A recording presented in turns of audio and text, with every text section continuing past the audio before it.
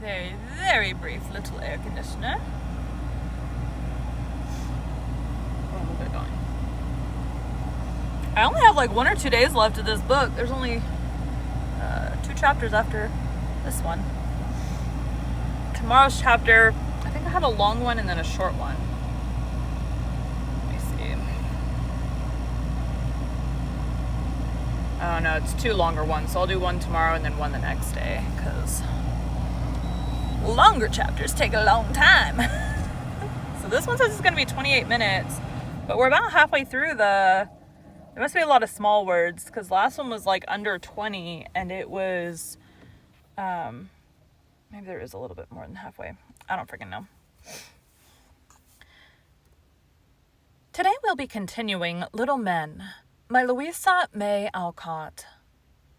Chapter 19, John Brooke. Who is talking? Aunt Jo.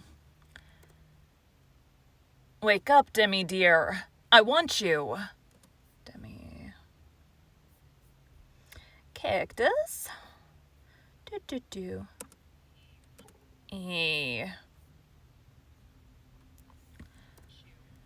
I've just gone to bed. It can't be morning yet. And Demi blinked like a little owl as he waked from his first sound sleep. It's only 10, but your father is ill and we must go to him. Oh, my little John, my poor little John. And Aunt Jo laid her head down on the pillow with a sob that scared sleep from Demi's eyes, and filled his heart with fear and wonder, for he dimly felt why Aunt Jo called him John, and wept over him as if some loss had come that left him poor. He clung to her without a word, and in a minute she was quite steady again, and said with a tender kiss as she saw his troubled face, "We're going to say goodbye to him, my darling. And there's no time to lose. So dress quickly and come to me in my room. I must go to Daisy." "Yes, I will." And when Aunt Jo was gone, little Demi got up quietly, dressed as if in a dream, and leaving Tommy fast asleep, went away through the silent house, feeling that something new and sorrowful was going to happen, something that set him apart from the other boys for a time, and made the world seem as dark and still and strange as though familiar rooms...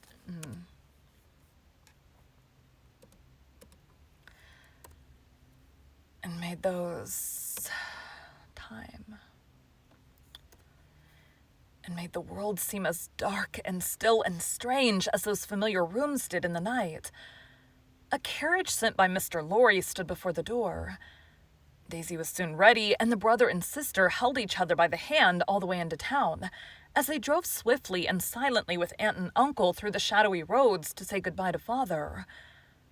None of the boys but Franz and Emil knew what had happened, and when they came down next morning, great was their wonderment and discomfort, for the house seemed forlorn without its master and mistress. Breakfast was a dismal meal with no cheery Mrs. Jo behind the teapots, and when school time came, Father Bear's place was empty. They wandered about in a disconsolate kind of way for an hour, waiting for news and hoping it would be all right with Demi's father, for good John Brooke was much beloved by the boys. 10 o'clock came, and no one arrived to... 10 o'clock came, and no one arrived to relieve their anxiety. They did not feel like playing, yet the time dragged heavily, and they sat about listless and sober. All at once, Franz got up and said in his persuasive way,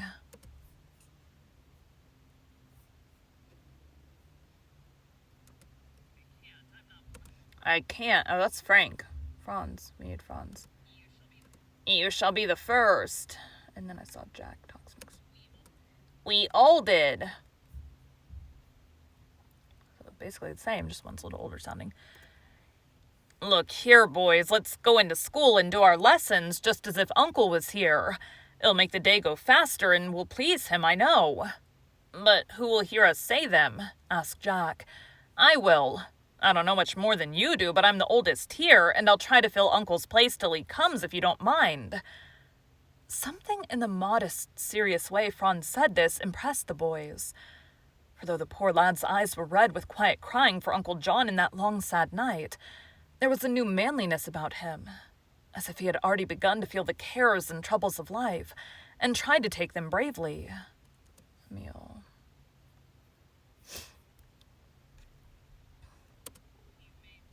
He made me do it. I will.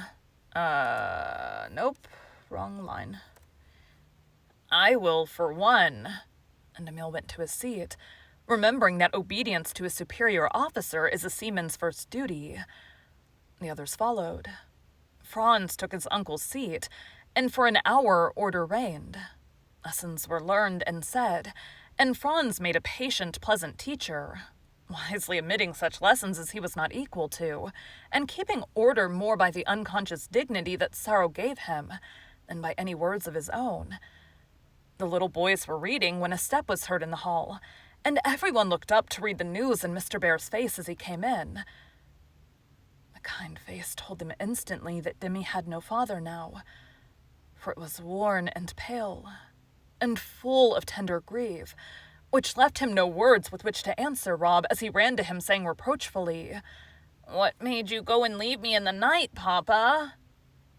The memory of the other father who had left his children in the night, never to return, made Mr. Bear hold his own boy close, and for a minute hide his face in Robbie's curly hair.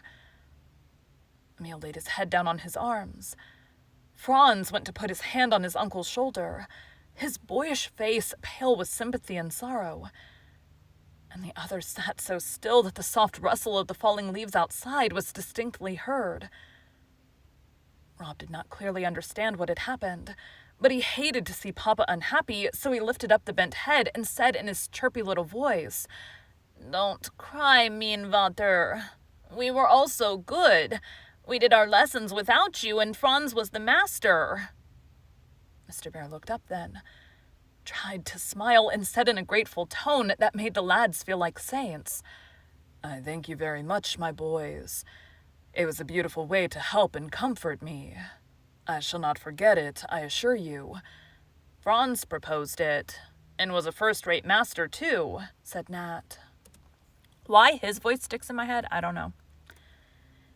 And the others gave a murmur of assent, most gratifying to the young... I don't know how to say this word. Not that. This page. D-O-M-I-N-I-E. Domini.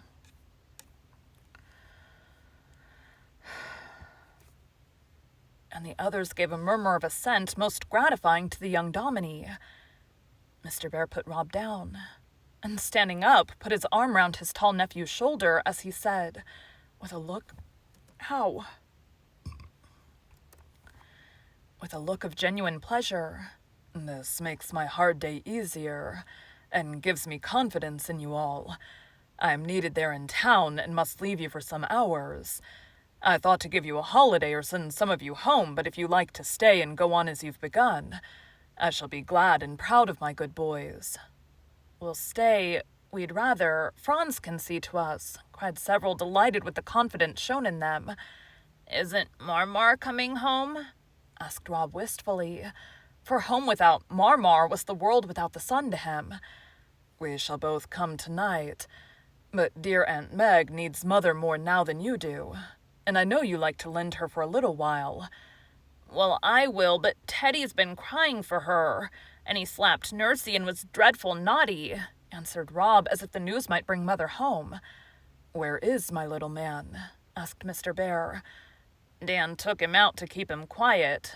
He's all right now," said Franz, pointing to the window, through which they could see Dan drawing Baby in his little wagon with the dogs frolicking about him. "I won't see him. It would only upset him again. But tell Dan I leave Teddy in his care. You older boys I trust to manage yourselves for a day.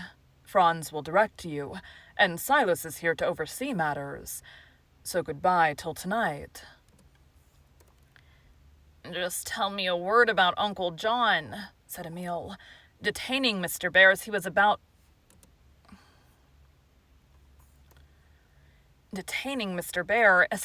hurrying away again. "He was only ill a few hours, and died as he lived, so cheerfully, so peacefully, that it seems a sin to mar the beauty of it with any violent or selfish grief. We were in time to say goodbye, and...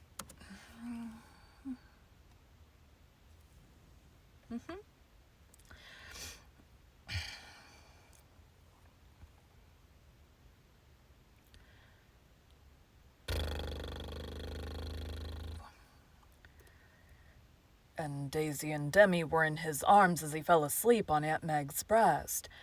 No more now. I cannot bear it. Mr. Bear went hastily away, quite bowed with grief, for in John Brooke he had lost both friend and brother. There was no one left to take his place. All that day the house was very still. The small boys played quietly in the nursery. The others, feeling as if Sunday had come in the middle of the week, spent it in walking, sitting in the willow, or among their pets, all talking much of Uncle John and feeling that something gentle, just and strong had gone out of their little world, leaving a sense of loss that deepened every hour. At dusk, Mr. and Mrs. Bear came home alone, for Demi and Daisy were their mother's best comfort now, and could not leave her. Poor Mrs. Joe seemed quite spent, and evidently needed the same sort of comfort, for her first words as she came up the stairs were, "Where is my baby?" Here I is," answered a little voice, as Dan put Teddy into her arms, adding as she hugged him close, "My Danny took care of me all day, and I was good." Mrs. Joe turned to thank the faithful nurse, but Dan was waving off the boys who had gathered in the hall to meet her, and was saying in a low voice, "Keep back. She don't want to be bothered with us now. No, don't keep back. I want you all. Come in and see me, my boys. I've neglected you all day." And Mrs. Joe held out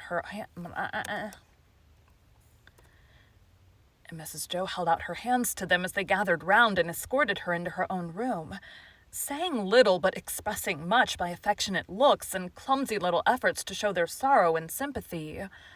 "I'm so tired. I will lie here and cuddle Teddy, damn it.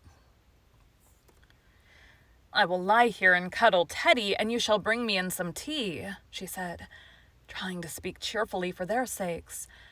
A general stampede into the dining room followed, and the supper table would have been ravaged if Mr. Bear had not interfered. It was agreed that one squad should carry in the mother's tea, and another bring it out. The four nearest and dearest claimed the first honor, so Franz bore the teapot, Emile the bread, Rob the milk, and Teddy insisted on carrying the sugar basin, which was lighter by several lumps when it arrived than when it started. Some women might have found it annoying at such a time to have boys creaking in and out, upsetting cups and rattling spoons in violent efforts to be quiet and helpful. But it suited Mrs. Joe, because just then her heart was very tender, and remembering that many of her boys were fatherless or motherless, she yearned over them, and found comfort in their blundering affection. It was the sort of food that did her more good than the very thick bread and butter that they gave her, and the rough Commodore's broken whisper, "Bear up, Auntie." Let me listen to his voice. He made. "Bear up, Auntie. It's a hard blow, but we'll weather it somehow," cheered her more than the sloppy cup he brought her, full of tea as bitter as if some salt tear of his own had dropped into it on the way.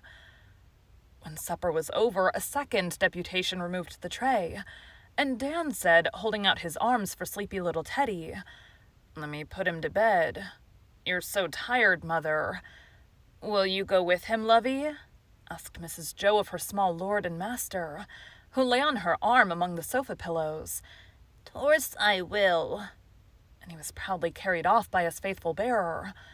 "I wish I could do something," said Nat with a sigh as Franz leaned over the sofa and softly stroked Aunt Joe's hot forehead. "You can, dear. Go and get your violin and play me the sweet little airs Uncle Teddy sent you last. Music will comfort me better than anything else tonight." Nat flew for his fiddle, and sitting just outside her door, played as he had never done before, for now his heart was in it and seemed to magnetize his fingers. The other lad sat quietly upon the steps, keeping watch that no newcomer should disturb the house. Franz lingered at his post, and so soothed, served, and guarded by her boys. Poor Mrs. Joe slept at last, and forgot her sorrow for an hour. 2 quiet days. And on the 3rd, Mr. Bear came in just after school, with a note in his hand, looking both moved and pleased. "I want to read you something, boys," he said. And as they stood round him, he read this. "Dear Brother Fritz."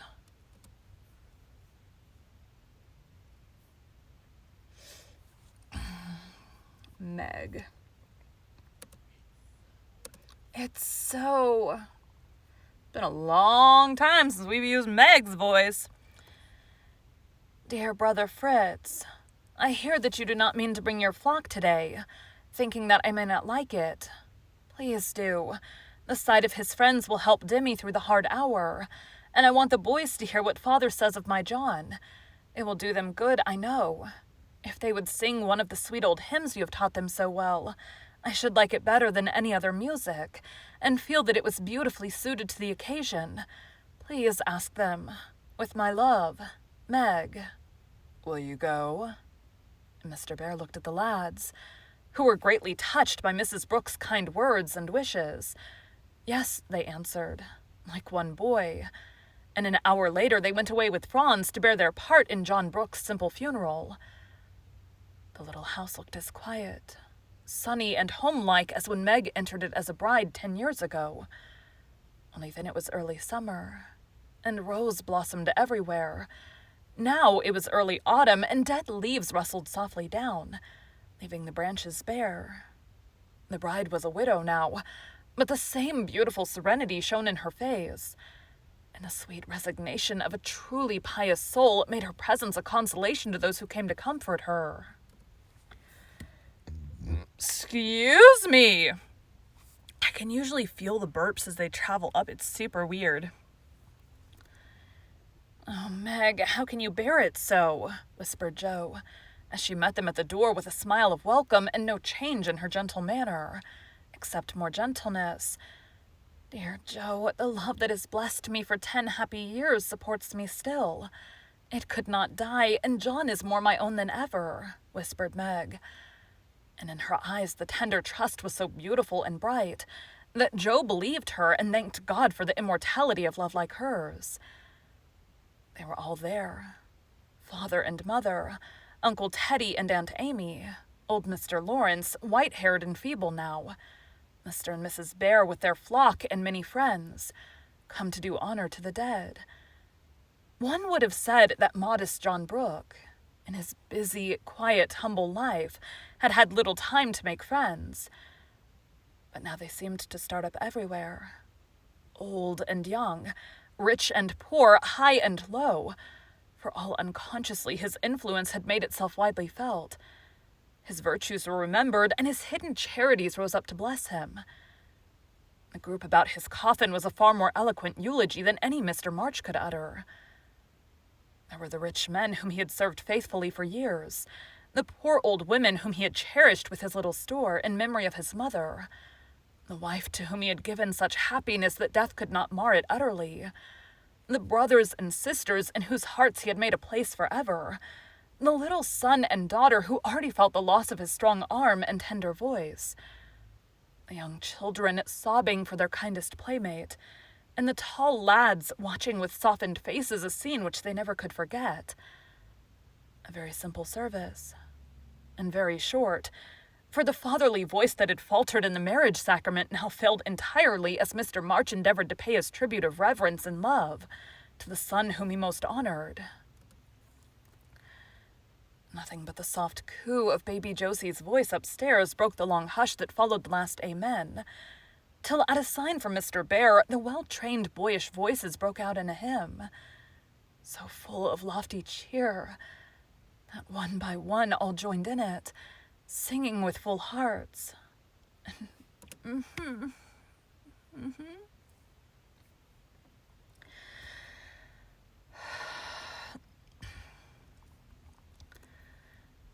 finding their troubled spirits lifted into peace on the wings of that brave, sweet psalm, As Meg listened, she felt that she had done well.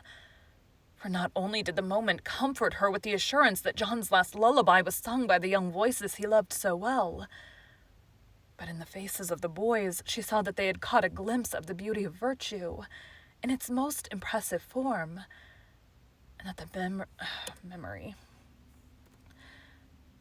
memory of the good man lying dead before them would live long and helpfully in their remembrance.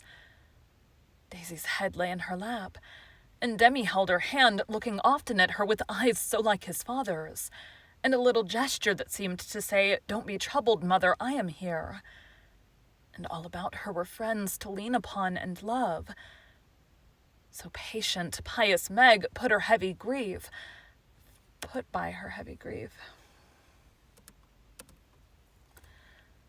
So patient, pious Meg put by her heavy grief, feeling that her best help would be to live for others as her John had done. That evening, as the Plumfield boys sat on the steps as usual, in the mild September moonlight, they naturally fell to talking of the event of the day. Emile began by breaking out in his impetuous way. "Uncle Fritz is the wisest and Uncle Laurie the jolliest, but Uncle John was the best, and I'd rather be like him than any man I ever saw." "So would I. Did you hear what those gentlemen said to Grandpa today? I would like to have that said of me. I would like to have that said of me when I was dead." And Franz felt with regret that he had not appreciated Uncle John enough. "What did they say?" asked Jack, who had been much impressed by the scenes of the day. Who's talking? "Why, one of the partners of Mr. Lawrence, where Uncle John has been ever so long, was saying that he was conscientious almost to a fault as a businessman, and above reproach in all things. Another gentleman said no money could repay the fidelity and honesty with which Uncle John had served him. And then Grandpa told them the best of all. Uncle John once had a place in the office of a man who cheated, and when this man wanted Uncle to help him do it, Uncle wouldn't, though he was offered a big salary. The man was angry and said, 'You'll never get on in business with such strict principles.' And Uncle answered back, 'I never will try to get on without them,' and left the place for a much harder and poorer one." "Good," cried several of the boys warmly, for they were in the mood to understand and value the little story as never before. "He wasn't rich, was he?" asked Jack. "No." "He never did anything to make a stir in the world, did he?" "No." "He was only good?" "That's all." And Franz found himself wishing that Uncle John had done something to boast of, for it was evident that Jack was disappointed by his replies. "Only good. That is all and everything," said Mr. Bear, who had overheard the last few words and guessed what was going on in the minds of the lads. "Let me tell you a little about John Brooke, and you will see why men honor him and why he was satisfied to be good rather than rich or famous. He simply did his duty in all things, and did it so cheerfully, so faithfully that it kept him patient and brave, and happy through poverty and loneliness and years of hard work. He was a good son, and gave up his own plans to stay and live with his mother while she needed him. He was a good friend and taught Laurie much beside his Greek and Latin. Did it unconsciously, perhaps, by showing him an example of an upright man. He was a faithful servant, and made himself so valuable to those who employed him that they will find it hard to fill his place. He was a good husband and father, so tender, wise, and thoughtful, that Laurie and I learned much of him, and only knew how well he loved his family when we discovered all he had done for them, unsuspected and unassisted." Mr. Bear stopped a minute, and the boys sat like statues in the moonlight until he went on again, in a subdued but earnest voice. "As he lay dying, I said to him, 'Have no care for Meg and the little ones. I will see that they never want.' Then he smiled and pressed my hand and answered in his cheerful way, 'No need of that, I have cared for them.' And so he had. For when we looked among his papers, all was in order. Not a debt remained, and safely put away was enough to keep Meg comfortable and independent. Then we knew why he had lived so plainly. denied himself so many pleasures except that of charity, and worked so hard that I fear he shortened his good life. He never asked help for himself, though often for others, but bore his own burden and worked out his own task bravely and quietly. No one can say a word of complaint against him. So just and generous and kind was he. And now, when he is gone, I'll find so much to love and praise and honor that I am proud to have been his friend, and would rather leave my children the legacy he leaves his than the largest fortune ever made. Excuse me. Yes, simple, generous goodness is the best capital to found the business of this life upon. It lasts when fame and money fail, and is the only riches we can take out of this world with us. Remember that, my boys. And if you want to earn respect and confidence and love, follow in the footsteps of John Brooke.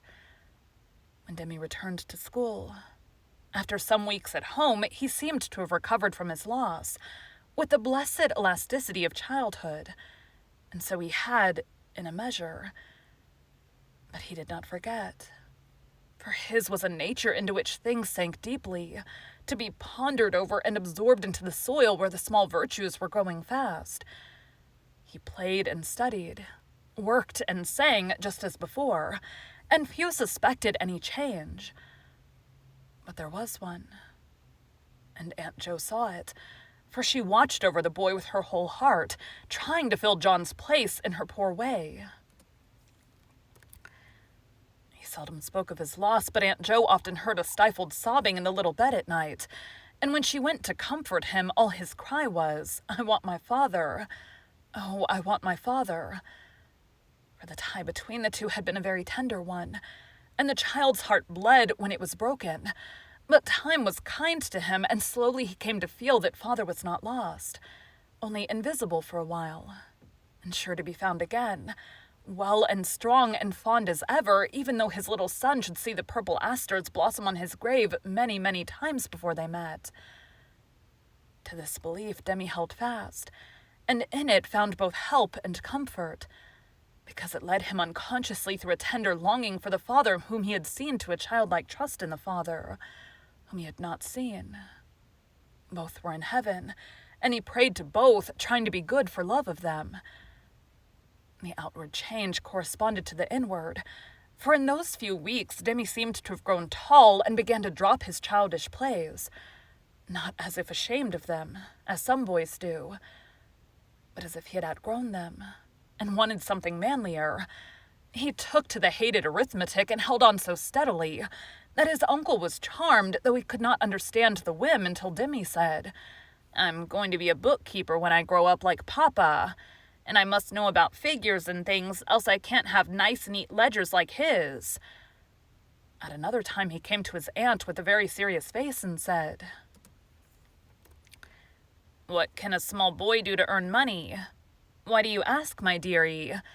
My father told me to take care of mother and the little girls, and I want to, but I don't know how to begin. He did not mean now, Demi, but by and by when you are large. But I wish to begin now if I can, because I think I ought to make some money to buy things for the family. I am 10, and other boys no bigger than I earn pennies sometimes. Well then, suppose you rake up all the dead leaves and cover the strawberry bed. I'll pay you $1 for the job," said Aunt Jo. "Isn't that a great deal? I could do it in one day. You must be fair and no pay too much, because I want to truly earn it. My little John, I will be fair and not pay a penny too much. Don't work too hard, and when that is done, I will have something else for you to do," said Mrs. Jo, much touched by his desire to help, and his sense of justice, so like his scrupulous father. When the leaves were done, many barrow loads of chips were wheeled from the wood to the shed, and another $1 earned. Then Demi helped cover the school books, working in the evenings under Franz's direction, tugging patiently away at each book, letting no one help, and receiving his wages with such satisfaction that the dingy bills became quite glorified in his sight. "Now I have $1 for each of them, and I should like to take my money to mother all myself so she can see that I've minded my father." So Demi made a duteous pilgrimage to his mother, who received his little earnings as a treasure of great worth, and would have kept it untouched if Demi had not begged her to buy some useful thing for herself, and the women children whom he felt were left to his care. This made him very happy. And though he often forgot his responsibilities for a time, the desire to help was still there, strengthening with his years. He always uttered the words, "my father," with an air of gentle pride, and often said, as if he claimed a title full of honor, "Don't call me Demi any more. I am John Brooke now." So strengthened by a purpose and a hope, the little lad of 10 bravely began the world and entered into his inheritance, the memory of a wise and tender father, the legacy of an honest name. Thank you for joining Bite at a Time Books today, while we read a bite of one of your favorite classics. Again, my name is Bree Carlile, and I hope you come back tomorrow for the next bite of Little Men. Okay. Thanks, guys.